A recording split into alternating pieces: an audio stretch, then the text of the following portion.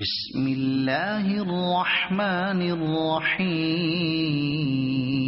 مستحق رشتہ داروں و صدقہ دینے کی فضیلت۔ حضرت سلمان بن عامر رضی اللہ تعالیٰ عنہ سے روایت ہے کہ نبی اکرم صلی اللہ علیہ وآلہ وسلم نے فرمایا، جب تم میں سے کوئی روزہ کھولے تو کھجوروں سے افطاری کرے، یقیناً کھجوروں میں برکت ہے۔ اگر کھجوریں میسر نہ ہوں تو پانی سے افطاری کرے، اس لیے کہ وہ پاک کرنے والا ہے۔ آپ صلی اللہ علیہ وآلہ وسلم نے یہ بھی فرمایا، مسکین کو صدقہ دینے سے ایک بار صدقہ دینے کا ثواب ملتا ہے، اور رشتہ داروں کو دے تو دگنا اجر ہے۔ یہ صدقہ ہے اور صلہ رحمی بھی۔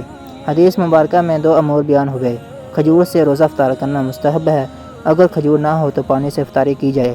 مستحق رشتہ داروں کو صدقہ زکوٰۃ دے تو عام غریبوں کو دینے کی بنسبت دگنا اجر و ثواب ملتا ہے کہ یہ صدقہ بھی ہے اور صلہ رحمی بھی۔